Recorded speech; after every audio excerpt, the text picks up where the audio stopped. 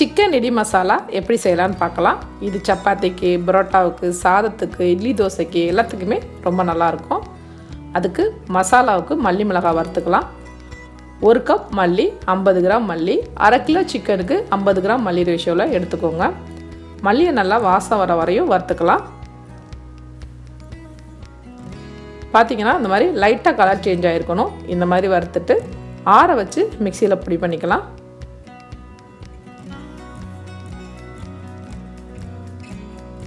ஒரு கப் மிளகாய் வறுத்துக்கலாம். எந்த கப்பில் மல்லி எடுத்துருக்கணும் அதே சேம் கப்பில் தான் மிளகாய் எடுத்திருக்கேன். 20 மிளகாய். மல்லி மிளகாய் தவிர வேறு எந்த மசாலாவும் சேர்க்க போகிறதில்ல. அதனால் உங்கள் காரத்துக்கு தகுந்தாப்பில் நீங்கள் மிளகாய் சேர்த்துக்கோங்க. மிளகாய் வறுத்த பிறகு மிக்சியில் ஃபஸ்ட்டு மிளகாய் அரைச்சிட்டு அதோடு மல்லி சேர்த்து அரைச்சிக்கோங்க. அப்போ உங்களுக்கு அரைக்கிறதுக்கு ஈஸியாக இருக்கும். 1 டேபிள் ஸ்பூன் ஆயில் சேர்த்து ஆயில் சூடான பிறகு 2 மீடியம் சைஸ் வெங்காயத்தை இது மாதிரி பெரிய துண்டை நறுக்கி சேர்த்துக்கோங்க. வெங்காயத்தை நல்லா வதக்கிக்கலாம்.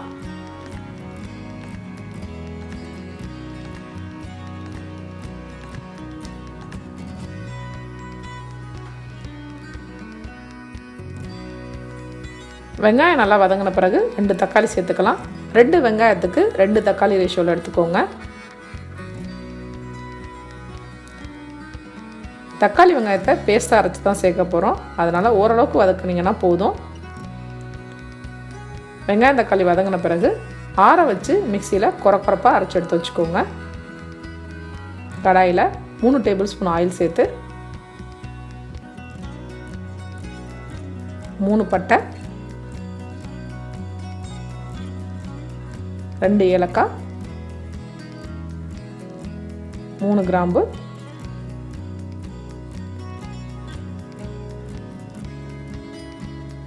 சின்ன ஸ்பூனில் சோம்பு கொஞ்சம் சேர்த்துக்கோங்க. இல்லைன்னா 1/4 டீஸ்பூன் ரேஷியோவில் எடுத்துக்கோங்க.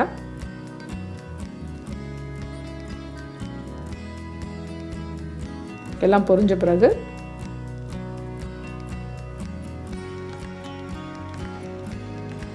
கழுவி வச்சுருக்க அரை கிலோ சிக்கன் சேர்த்துக்கலாம். அடுப்பை சிம்மில் வச்சு சிக்கனை ஒரு வதக்கிட்டுக்கோங்க.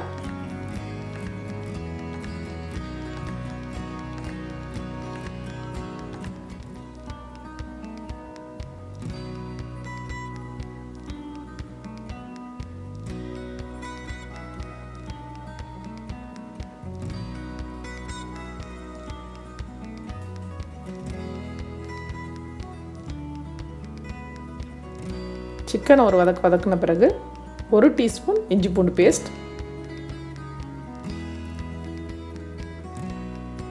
1/4 டீஸ்பூன் மஞ்சள்தூள், 1 டீஸ்பூன் உப்பு சேர்த்து இஞ்சி பூண்டு பேஸ்ட் வாசம் போகிற வரையும் நல்லா வதக்கி விட்டுக்கோங்க.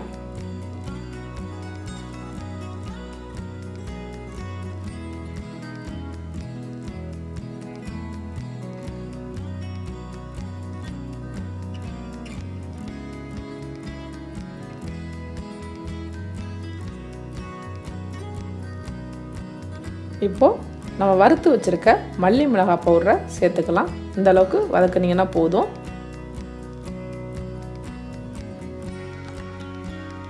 இந்த பொடியை சேர்த்து நல்லா ஆயிலே வதக்கி விட்டுக்கோங்க.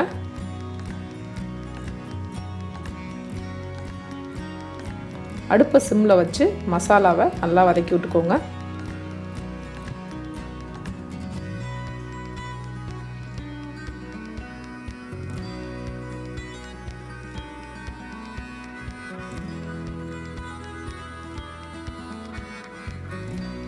மசாலாவை நல்லா வதக்குனிங்கன்னா தான் மல்லியோட பச்சை வாசனை இல்லாமல் உங்களுக்கு கிரேவி டேஸ்ட்டு நல்லாயிருக்கும்.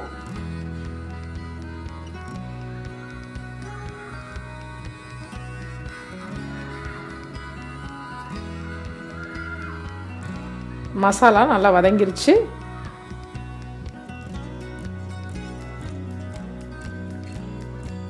இப்போது நம்ம வதக்கி அரைச்சி வச்சுருக்க வெங்காயம் தக்காளி பேஸ்ட் சேர்த்துக்கலாம்.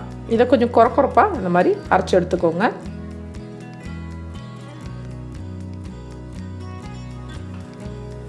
வெங்காயம் தக்காளி பேஸ்ட் சேர்த்து அதையும் நல்லா வதக்கி விட்டுக்கோங்க.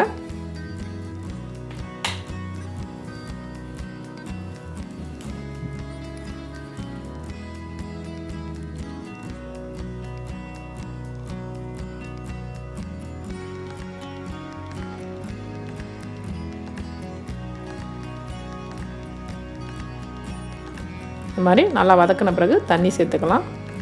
ஆல்ரெடி நம்ம வதக்குனதுலேயே சிக்கன் நல்லா குக் ஆகிடுக்கும், அதனால் கொஞ்சமாக தண்ணி சேர்த்திங்கன்னா போதும்.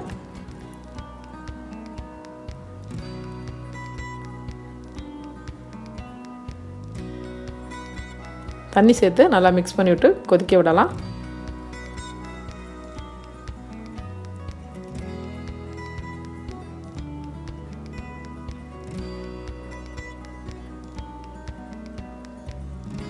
ஒரு கொத்து கருவேப்பிலை சேர்த்துக்கோங்க. கருவேப்பிலை சேர்த்து நல்லா மிக்ஸ் பண்ணிட்டுக்கோங்க.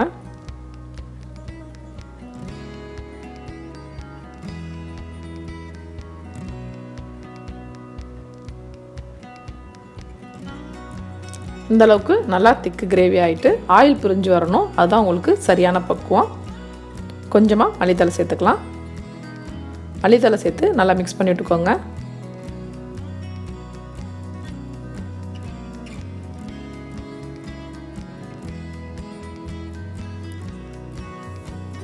சுவையான இடி மசாலா ரெடி.